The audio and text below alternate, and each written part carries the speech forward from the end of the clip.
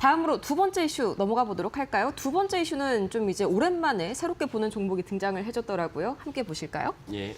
네, 어느 언론사에서 인사이트 가져오셨나요? 예.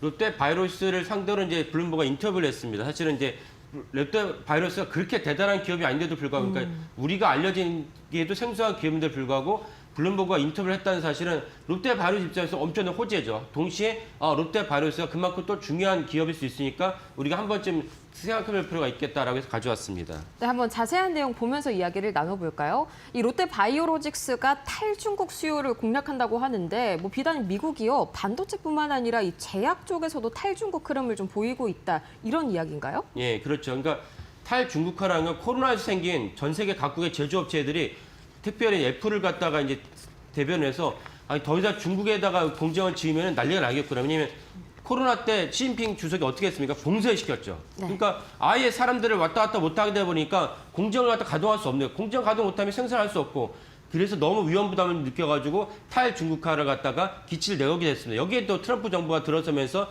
이제는 뭐 관세가 어느 정도 무력화됐지만 어쨌든 관세를 통해서 중국에서 떠나서 자국으로 본토로 돌아오는 기업들에게는 인센티브를 제공했다는 것을 트럼프 정부의 규정입니다. 이런 어떤 흐름에 맞물리면서 바이오 종목들도 사실은 이제 탈중국화 흐름을 갖다가 수혜를 볼 수 있고 수혜를 볼 수 있는 종목, 수혜를 볼 수 있는 기업 중 하나가 어디냐? 롯데 바이오로직스라고 이제 블루가 보도를 했습니다.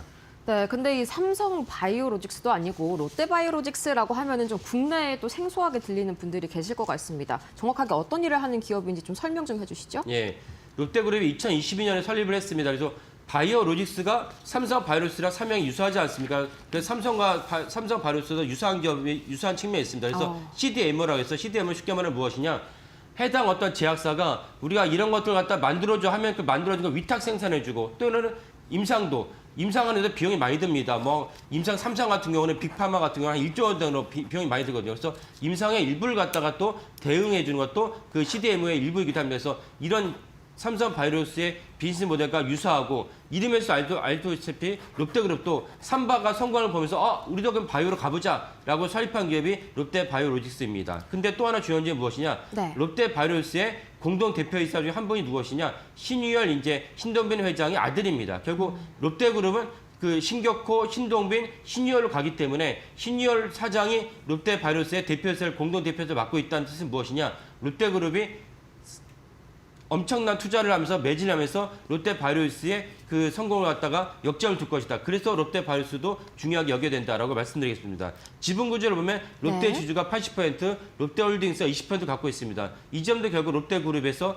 중요하게 보여야 될 기업이다라고 볼 수가 있겠습니다. 한마디로 롯데그룹에서 전폭적으로 밀어줄 수밖에 없는 구조이다, 이렇게 정리를 해볼 수가 있겠네요. 자, 그러면 이게 특히나 어떤 분야의 강점을 가지고 있길래 이런 좀 시대적인 전환의 수혜를 받는다고 해석을 하실까요? 예. 결국 탈중국화를 해야 되는데 탈중국화를 하려면 아까 말씀드린 대로 중국의 가장 큰 장점이 무엇입니까? 인건비죠. 그쵸. 인건비 엄청나게 싼 인건비. 그다음에 임상 비용도 아까 말씀드린 대로 임상 3상 같은 경우는 한 1조 정도 들거든요. 그래서 임상 3상에서 상당 부분을 갖다가 중국에서 수행하려는 어떤 역할이 의도가 컸었는데 이제는 거기서 나와서 중국을 빠져나와서 한국이나 동남아에서 대신 수행한다면은 인건비도 절약하고 중국에서 일으켰던 부담도 이제 완화되는 그런 효과도 동시에 누릴 수 있습니다. 그래서 그 삼바를 갖다가 타겟을 해서 롯데 바이오로스가 삼바를 추종해서 그 성공한다면 롯데그룹 입장에서 중국에서 사실은 그때 데미지를 입어가지고 1조 이상의 손해를 입었거든요.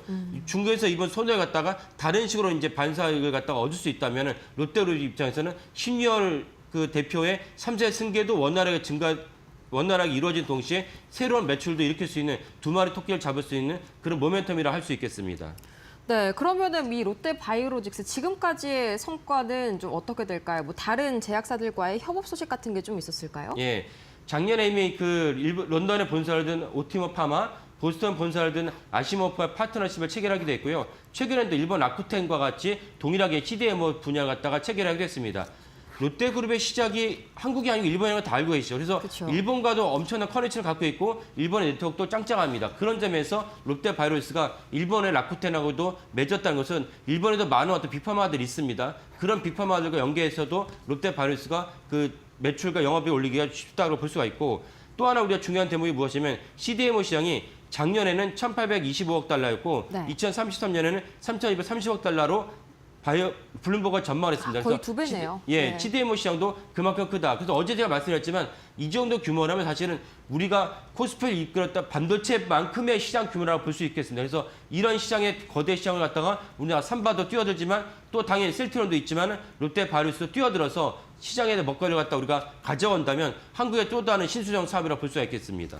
네, 미국의 그리고 생보법 역시나 이 롯데바이오로직스에게는 낙수 효과로 인한 수혜를 좀 준다고요. 어떤 메커니즘으로 이게 이루어지게 되는 걸까요? 예, 그 생보법이나 생물보안법이라는 게 바이오 액트죠. 그래서 반도체도 이제 제어를 하지만 중국의 엄청난 바이오 기업들도 우리가 제어할 필요가 있다라고 이제 미국의 어떤 정계가 이제 그 합의를 해서 생물보안법을 통과시켰죠. 그렇다면 생물법에 통과시키면 생물보안법을 갖다가 상당히 그 차지했던 중국의 우시바이오로직스였습니다. 이런 기업들이 더 이상은 이제 그 매출 올리기가 어려워지니까 그렇다면 이제 아까 말씀드린 삼바나 셀트론이나 그다음 오늘 소개해드린 롯데바이오로스 입장에 또 낙수 효과를 충분히 누릴 수 있다고 볼 수가 있겠습니다. 그래서 롯데바이오로스 이미 송도에다가 10억 달러 규모의 메가업을 건설하고 있고 내년에 이제 4월 개정입니다. 그렇다면 12만 리터의 정도의 그 생산 용량이 가능하기 때문에 그 12만 리터 자체가 매출이고 결국 돈입니다. 삼바를 보시면 아시겠죠? 이런 것들은 사실은 롯데바이오로스 입장에서 큰 모멘트가 될 것이고 그다음 또 하나 중요한 것이 무엇이냐?